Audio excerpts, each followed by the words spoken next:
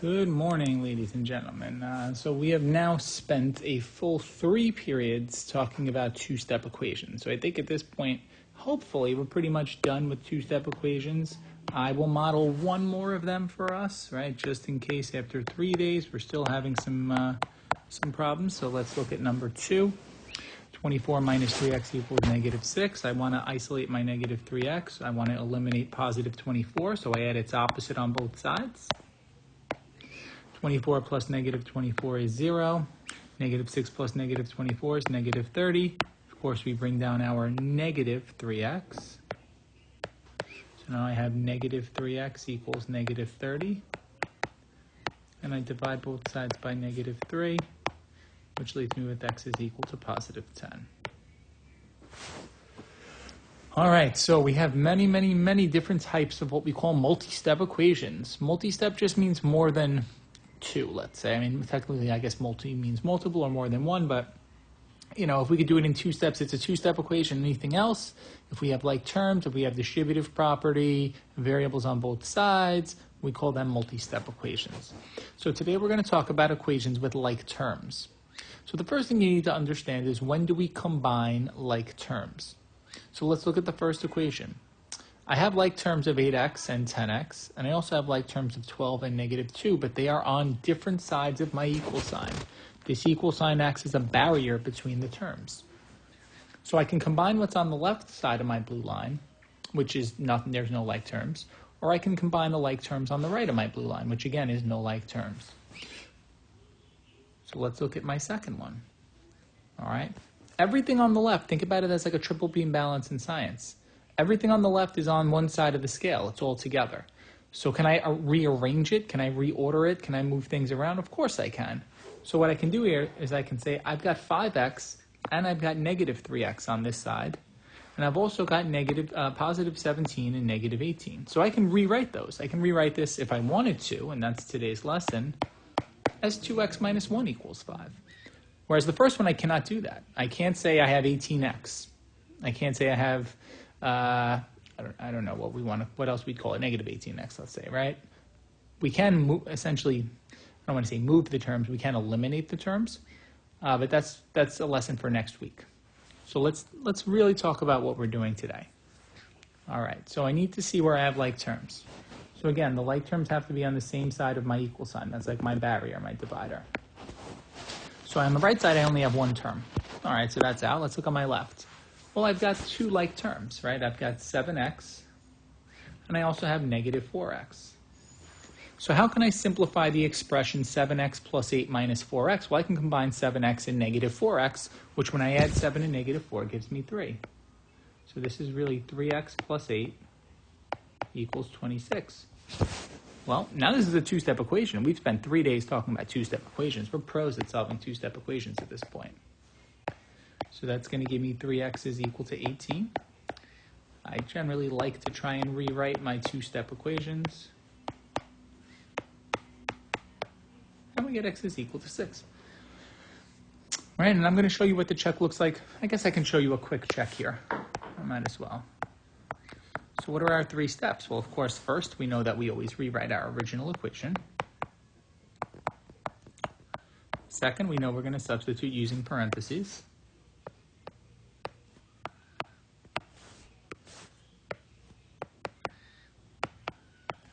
Now we're going to evaluate using order of operations. So I see 7 times 6 is 42. I see negative 4 times 6 is negative 24. And I need to bring down my positive 8 and my 26. So 42 plus 8 is 50. And really this last part here we can do in 1 step. I'm doing it in 2 steps. So if I get left side equals right side, that's my proof that my solution, that doesn't mean that my answer mysteriously becomes x is equal to 26. It means that when x is equal to 6, the left side is equal to the right side. All right, let's take a look at this one. So same thing, right? I'm going to put up my little green barrier here. Where do I see like terms on the left? Well, I see constants this time. So with my first one, right, and we'll go back quickly, my like terms are my variable terms, right? These are variable terms that are like terms, but constants also can be like terms, right? I can't do anything with the 3x. I'm not going to say 15 and negative 3x is 12x or negative 12 or 12 or something like that, okay? Only like terms, meaning only variable with variable and constant with constant. So that's probably the most important takeaway here. So what's 15 minus 19? Well, it's really 15 plus negative 19, which is negative 4. Then I bring down my negative 3x equals 26. So some of us, maybe if we did this before I did, which is good, put negative 4 minus 3x. That's perfectly fine. That means exactly the same thing. I try to write my variable term first because that's how I typically see two-step equations, with the variable term preceding the constant, but it honestly mathematically makes no difference. I'm going to add 4 on both sides. Again, we are two-step equation pros at this point. So I've got negative 3x equals 30. We divide both sides by negative 3. And we get x is equal to negative 10. Let's check this one. This one's going to be actually really tricky to check.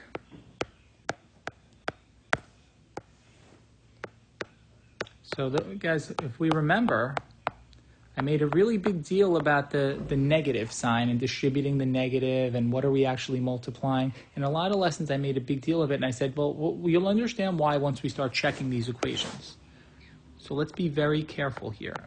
I'm going to absolutely need to use my parentheses, and I've still got negative 3 times negative 10. Now, what I was really focusing on in all those lessons was what is being multiplied with the negative 3x. And hopefully we remember that I really kind of wanted to hammer across the point that it's negative 3 times negative 10. Otherwise, I'm going to see negative 30.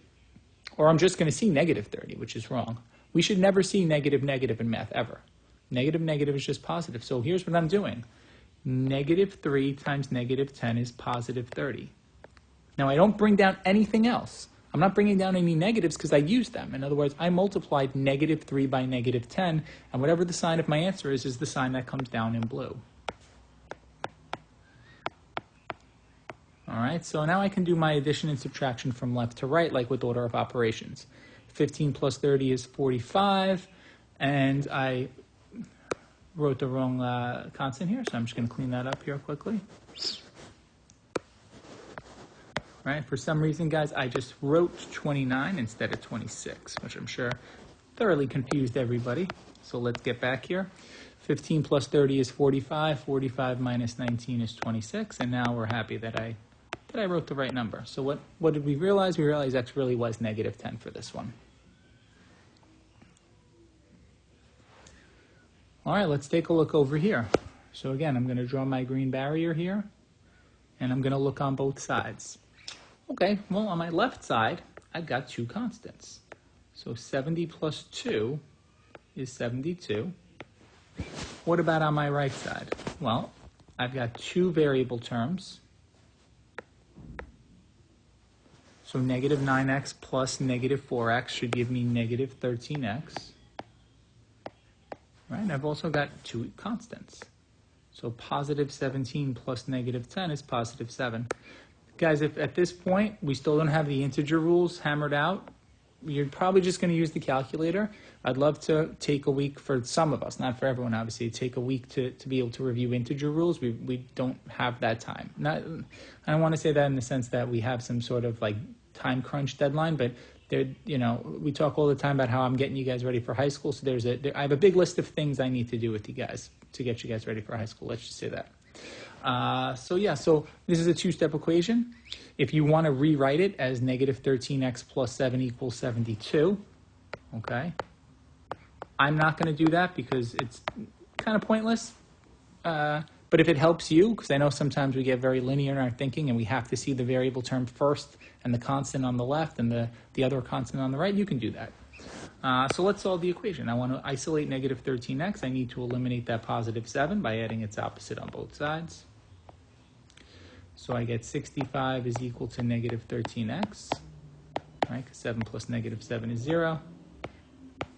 If I rewrite my 1-step equation, now I divide both sides by negative 13. I get x equals negative 5. Now we have to be really careful when we check this, okay? Now one of the things that we talked about is we always rewrite the original equation, okay? Now this is a very kind of important takeaway. Maybe actually I couldn't have really mentioned it before because we didn't change the equation. So I'm going to mention this a lot, but today's going to be the first time. Someone's going to say, why can't I just check this blue equation, right? If I check the blue equation, it's going to work. Well, the problem is that blue equation is a different equation than the original. It is and it isn't. Obviously, it looks different. Mathematically, it's the same. But you did something to it. You reordered things. You combined things. So while the left side and the right side are still the same, you did something to it. Now, what if what we did to it was wrong? Well, if what we did to it was wrong, then I'm going to get a blue equation that doesn't match my original. And you're going to say, well, what's the big deal? Well, the big deal is if you solve this blue equation, you're going to get an answer that's going to check your blue equation. Well, that's great, but your blue equation is not the same as the original.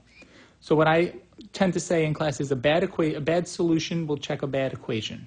Okay? So if you combine the like terms incorrectly, you could do all the rest perfectly fine, and then you could check that equation, but it's not going to check the original.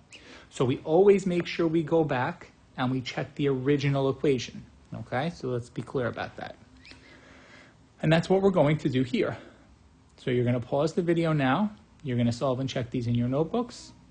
And then when we come back, you can check and see what we did. All right, so I'm going to combine the like terms. There's several of them. So 11w plus negative 5w is 6w, plus negative 3w is positive 3w.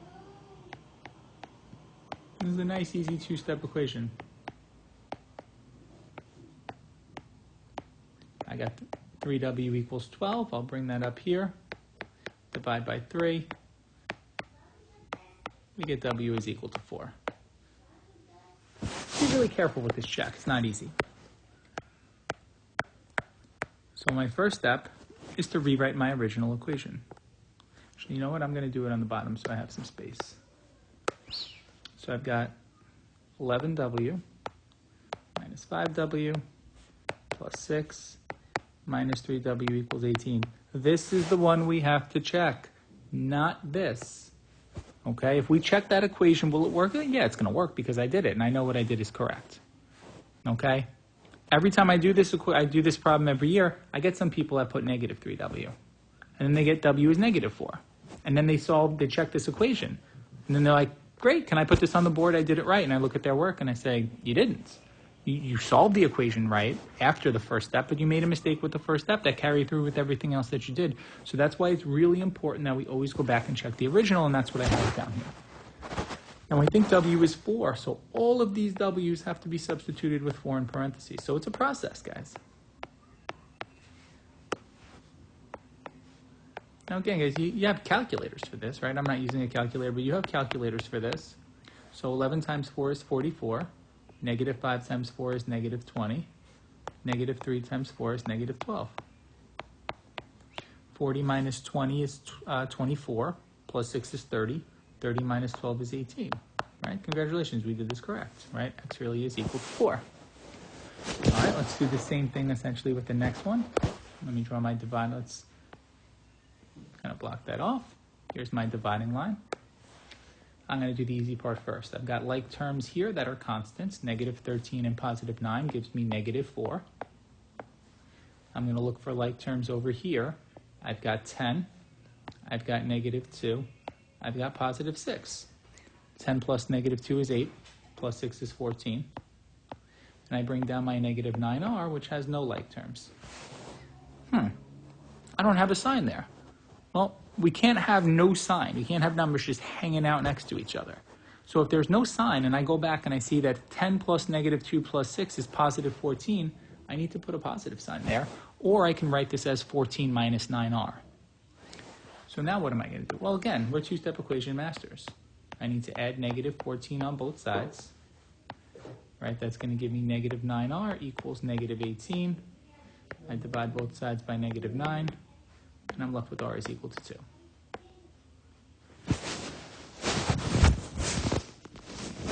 All right, guys, so there's your homework. You're going to solve and check.